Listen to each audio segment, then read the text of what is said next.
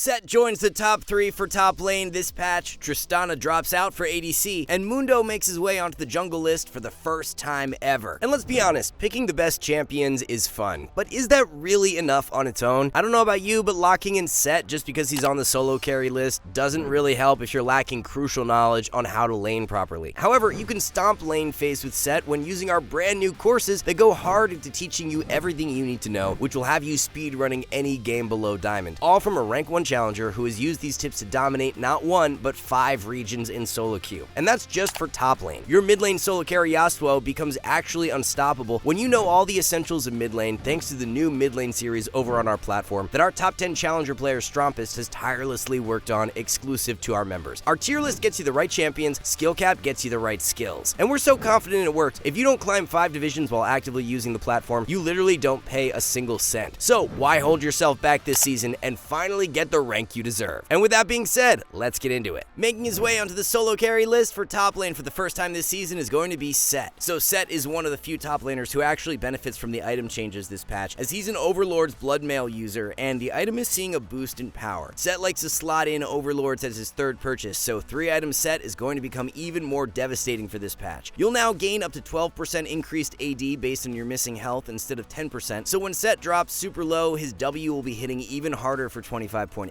With other fighter champs like Darius and Garen nerfed in recent patches, it's brought even more life back to Set, so he's in a really good spot right now. In terms of Set's meta matchups right now, he fares quite well into most other fighters, but one champ who Set has historically always had more troubles against is Volibear, so he's a good ban to consider. The complete core build consists of a Stridebreaker Rush into Hullbreaker second and Overlord's Bloodmail third. Take Conqueror for the Keystone Rune with Triumph, Alacrity, and Last Stand, followed by Second Wind and Overgrowth for secondaries. The most reliable top lane carry for yet another patch is going to be Urgot. Urgot's so great for solo queue because he's a very blind pickable champion, as he doesn't have very many horrendous matchups. His early game kill threat is great and he scales super well into the mid game. The only major weakness of Urgot is the fact he's less mobile than many other fighters, as he doesn't have a low cooldown gap closer with his E being 16 seconds at rank 1. This means if games do go super late into certain team comps, it can be more difficult to team fight as Urgot, but the thing is, much of this weakness is being alleviated right now due to how powerful Swiftness boots are. Especially if your team can acquire the Feats of Strength objective and you can upgrade to Swift March, the amount of bonus movement speed you get feels incredible on Urgot. To get the most out of Urgot, you really need to leverage his early game power as much as possible. Our challenger top laner Sam actually does a great job at showcasing just how powerful Urgot's level 1 is in his recent full game commentary that has just been uploaded to our website, and we release 10 brand new commentaries every single week. For the build on Urgot, you should be rushing Black Cleaver, going Sterix Gauge second, and it's situational from then on out. Due to his recent changes last patch, the Yorick matchup is one that Urgot is really struggling against now, so he's a good ban to consider. Grab press the attack for the Keystone Rune with Triumph, Haste, and Last Stand, followed by Free Boots and Approach Velocity for secondaries. It's just a matter of time before Riot either nerfs Swiftness Boots or nerfs Kayle, so take advantage of her while you can. Kayle has held one of the highest win rates for any top laner for a while now, and it's just in these recent patches where her play rate has begun spiking higher. Usually Riot doesn't nerf high win rate champs until they actually see their play rates spike a significant amount, so we could be entering that stage for Kayle very soon. With Kayle, if you can make it past the early game and reach level 6 unscathed, then she's like a ticking time bomb. Every second the game drags out longer, Kayle just benefits more and more, as her level 16 is absolutely godlike if you can make it there. It's actually become easier to make it to level 16 this season because of the addition of Bloody Petals and those providing you with experience when you pick them up off the ground. With Swiftness Boots along with the movement speed you can provide yourself with W, Kayle can stay really mobile in fights and play very well into champions who lack gap closers. Champions who have strong early game kill threat are who you should prioritize banning when picking Kayle, so Aurelia and Riven are two of the best options. For Kayle's build, it's going to be a Nashor's Tooth Rush into Rabadon second and Lichbane third. As for the rune page, you can take lethal tempo when going up against more bruisers or tanks, while press the attack is best into squishies. So a new addition to the solo carry top 3 for jungle in 25.8 is going to be Dr. Mundo. Mundo jungle has been quite underrated throughout this entire season, and it's just been over the past couple of patches here where people are starting to catch on. Mundo jungle works especially well if you are plat or below, as his only bigger downside is the fact that his early game ganks and overall early game impact is not anything crazy, but he scales like a monster, so in lower elos where games last longer, the champ can thrive a lot more. The meta build for Mundo jungle makes him feel really good in the mid game as you rush Heartsteel, go Deadman's Plate second, and also grab Boots of Swiftness. Boots of Swiftness and Deadman's providing all of that added movement speed is amazing, as it really helps to alleviate Mundo's weakness of being kited. Third item on Mundo you can adapt based on what the enemy team comp comp consists of. Spirit Visage is great into heavy magic damage, Unending Despair is amazing if the enemy team is mixed damage, and Thornmail is optimal against heavy physical damage. Looking at Mundo's matchups right now, one champ he really hates playing into is Gwen. Majority of meta matchups, Mundo actually has a positive win rate against right now, which is really good as Gwen's all the way down at Mundo's 13th most common matchup and is the only champ in that top 13 who Mundo has a negative win rate against. For the rune setup on your Mundo jungle, you should be taking Fleet Footwork with Triumph, Alacrity, and Cutdown, followed by Free Boots and Approach Velocity for secondaries. A new addition to the jungle top 3 for this patch is going to be Volley Bear. Volley has been pretty underrated for a while now, and it's been over these past couple of patches where he's really shot up in strength. Volley's hybrid setup of running Cosmic Drive with Flicker Blades has become really popular recently, and it's the main driver to his rise in power. This item combo just provides Volley with such low cooldowns on his abilities as you gain the 25 haste from Cosmic Drive, and then whenever you auto attack with Flicker Blades, your ability's cooldowns get reduced by 15%. This makes the extended fight power of Volley incredibly strong in the mid game as he's able to spam out his abilities so consistently. Matchup wise for Volley, he's going to have a more difficult time succeeding against champs who can easily kite him around, and in that case, Lilia is one of his better bans right now. For Volley Bear's rune page, you should be taking Press the Attack with Triumph, Haste, and Last Stand, followed by Celerity and Water Walking for secondaries. So after his changes from last patch, Yorick has turned into an incredibly powerful jungler. He's getting a few changes for 25.8, but it's not looking like they will reduce his power by very much. Your game plan with Yorick jungle for the majority of games is going to be full clear and focus on getting your 6 as quick as possible. Level 6 is such a massive power spike for Yorick that you really don't want to be delaying it. Unless you see ganks that you know are super free, you should focus more on hitting 6 before the enemy jungler, and then that's when you start being more aggressive. This is why Yorick jungle works especially well for the lower elos, because it's just such a simple game plan that doesn't take much skill to execute at all. Once you have 6, your objective taking power is insane as well, so you can start stacking dragons for your team or collect grubs. The core build working the best on Yorick right now consists of rushing Trinity Force, going Spear of Shojin 2nd, and Black Cleaver 3rd. That Trinity Spike is also something you can look to play towards with Yorick, as his skirmish power increases drastically once he's got it. The optimal rune setup for Yorick revolves around Conqueror with Triumph, Haste, and Cutdown, while Free Boots and Approach Velocity are for secondaries. Breaking into the top 3 for mid lane in 25.8 is going to be Yasuo. So Yasuo has been really liking these past couple of patches as he got directly buffed and has also been benefiting from the Wild Arrows buff. Wild Arrows is a really interesting pickup for Yasuo right now because based on the analytics, it's actually heavily outperforming Blade of the Ruined King. Yuntal has been sitting around 54%, while Blade of the Ruined King has been lower at 51%. So is Yuntal Wild Arrows actually just flat out better than Blade now, or is it more situational? A few things you have to consider is that Yuntal does have a much less friendly build path than Blade of the Ruined King. You've got that BF sword in the recipe for Yuntal, which can make early base timers a bit more awkward. You also don't get any sustain like you do with Blade, so that's one other downside. Other than that though, the DPS with Wild Arrows is much higher due to its passive attack speed, and you spike super hard in the mid game due to having 100% crit on 2 items. So with all that in mind, this is how we'd approach buying either Blade or Yuntal. In more difficult matchups where you're going to be getting poked out, it's likely you're going to be forced in a base where you have less than 1300 gold, and in that case, going for Blade would be more ideal. If you're in an easy matchup, or even if you're in a traditionally hard matchup but are having no issues at all early on in lane, then saving up for 1300 for that BF sword and going for Yuntal Rush is the play. Matchup wise for Yasuo right now, you can never really go wrong with banning Vex, as her kit shuts down Yasuo extremely hard. Rune page for Yasuo will consist of Lethal Tempo with Absorb Life, Alacrity, and Last Stand, followed by Second Wind and Overgrowth for secondaries. In a very powerful spot for mid lane right now, and arguably the most underrated mid laner in the game, is Vex. With how the mid lane meta has been shifted lately, Vex is so valuable to have in your champion pool. Yasuo and Yone both seeing more play lately, combined with LeBlanc getting her visual update and seeing more play, is great for Vex. Vex just loves playing into those champions with dashes because she gets so much value out of her passive whenever champions dash near her. Over the past patch, Vex literally had a 56% win rate against LeBlanc, Sylas, and Yone, and those kinds of stat lines should really never exist, even for a counter matchup. The only major downside to Vex is that she can struggle more against longer ranged pick champs, so using your ban on Syndra or Hui is good value. The core build for Vex will consist of Luden's into Shadowflame 2nd and Zanya's or Rabadon's 3rd. Optimal rune setup for Vex revolves around Electrocute with Taste of Blood, Grizzly Mementos, and Ultimate Hunter, followed by Mana Flow and Transcendence for secondaries. So even though Jungle Naafiri got hit pretty hard by the nerfs from last patch, mid lane has held up really well and is in a much better spot than jungle now. Naafiri's solo carry power is just incredible now due to her mini rework because the untarget ability added to her W allows her to outplay certain champions extremely hard. Champs that have more telegraphed abilities that you can react to with your W are who Naafiri absolutely rolls over. Sylas, Akali, Lux, and Syndra are a few matchups that Naafiri stomps helps, because as long as you play around your W cooldown, you can never really lose a trade. If Lux tries to throw out her E for poke, you can just use your W towards her, completely negate the damage, and look to trade. If you're playing into Sylas, he can never be the aggressor, because if Sylas tries to E onto you from range, you can just use your W to dodge his E and then look to trade. Mal's with his point and click R is one of the few matchups that can be more annoying to play into the mid game, so he's a good ban to consider. For Nefiri's build, you can run a lethality setup or a bruiser setup depending on what you think is best for the game. Lethality build work best if the enemy comp is majority squishy, while bruiser is best into other bruisers or tanks. For the rune page, grab Electrocute with sudden impact, Grizzly Mementos, and Treasure Hunter, followed by Presence of Mind and Coup de Grace for secondaries. ADC meta won't be changing very much for this patch, so we've got Jinx back in the top 3. Tristana is the only ADC getting nerfed for 25.8, so more priority should go back on Jinx as that top tier hyper-scaling ADC. And if you're an ADC main who really wants to escape the lower ranks for this season, our new Bronze to Diamond course just released on our website is engineered to have you reach Diamond in just 90 days. It's a very extensive course that's going to take you through everything you need to know to rank up as ADC. And Zot, who's the player we're taking from Bronze all the way to Diamond, has actually been playing a lot of Jinx in his climb. Jinx is just so fun to play and powerful at the same time because she hits incredibly hard on just 2 items. Yuntal with Infinity Edge is the standalone #1 core build on Jinx right now, as nothing else comes close to rivaling it. The combination of raw damage and attack speed that Jinx can get in the mid game is just insane. If you get that first passive proc very quickly in a fight, then you'll have the attack speed boost from the Yuntal passive combined with the boost from Jinx's passive, and you just mow everyone down in sight. The only major weakness of Jinx is that she lacks a gap closer, so banning out meta dive champs is always a good idea, and right now either Zed or Jarvan are good options. For the rune page on Jinx, you should be taking Lethal Tempo with Presence of Mind, Bloodline, and Cutdown, followed by Absolute Focus and Gathering Storm for secondaries. So with Tristana dropping out of the top 3 for this patch, taking her place is going to be Miss Fortune. What's actually really interesting right now is that Miss Fortune has been seeing way more success in the higher elos lately than in low elo. In no way does this mean MF is a bad low elo pick, but her relative success in the higher ranks is elevated in an extreme way right now. MF literally held the second highest win rate for any traditional ADC in Master Tier for 25.7, only behind Neela. This is likely due in part to melee engaged supports being a lot higher priority in high elo right now, as there's much more Rel, Alistar, and Nautilus being played. MF isn't terrible when paired up with enchanters, but she really thrives with supports who have CC lockdown, so she can get a fully channeled ultimate off. One of the really nice things about MF right now is that she has 2 different builds she can run depending on the game. You can go for a lethality core if you're playing into a squishy comp, while crit is going to work best into more bruisers or tanks. It's really just heavy dive champs who are going to be an issue for Miss Fortune to play into, so using your ban on Zed or Jarvan is a good idea. For Miss Fortune's rune page, you should be taking First Strike with Cashback, Biscuits, and Jack of all trades, while Mana Flow and Gathering Storm are the best secondaries. And rounding out the top 3 for ADC this patch is going to be Lucian. Lucian is a really great pick right now, as he shot up in power due to his recent direct buff to where his E cooldown was reduced by 3 seconds in the early game. Early to mid game skirmish of Lucian has become stronger due to that buff, and it's perfect because Lucian is a champ who wants to take over early on. A build that many players have been gravitating towards as of recent is a really heavy AD 2-item core of Essence Reaver and Infinity Edge. This build works amazing to take down squishies in the mid game, as your R damage hits super hard and overall burst threat is incredible. For the longest time, Flicker Blades was the more popular second item on Lucian, but it's just much better suited as a third pickup because its value comes from its passive, reducing your ability's cooldown whenever you attack. But if enemies are not yet very tanky and you won't need extended fights to kill them, Infinity Edge is just way better value for that upfront burst. Lucian being a shorter ranged ADC can have a more difficult time in lane against a very rangy bot lane duo, so banning out Caitlyn is never a bad idea. Rune page for Lucian consists of Press the Attack with Presence of Mind, Bloodline, and Cutdown, followed by Free Boots and Biscuits for secondaries. A support who's really starting to see more play in solo queue, who's still extremely underrated though, is Fiddlesticks. Slowly but surely, Fiddle support's play rate has been increasing for the past while now, and it's a niche pick you should highly consider playing before it catches on more. Now, the interesting thing about Fiddle support is that you don't actually build him like you would in the jungle. It's not an AP setup that has been leading to the best results on Fiddle support, as rushing Symbiotic Souls, going Trailblazer for your first core item, and then taking Solstice Slay as the item upgrade is what's outperforming everything else. So the whole idea behind this setup is that it provides Fiddle with an immense amount of movement speed. The early to mid game rotational plays are incredible, which is something that benefits Fiddle greatly. With Fiddle, it's all about being in the right place at the right time to get his R off when the enemies are bunched up, and this build enables that. You really want to try and be level 6 with Fiddle for when those second round of grubs spawn, as a Fiddle support fighting around the dragon or grub pit has immense value. It's the combination of being able to impact the map really well and also having great teamfight impact, which makes this setup on Fiddle support very strong. As for bot lane matchups, supports who have strong peel power are who you should consider banning out, so either Janna or Alistar are 2 good options. For Fiddle's rune page, you can run either Comet or Aftershock.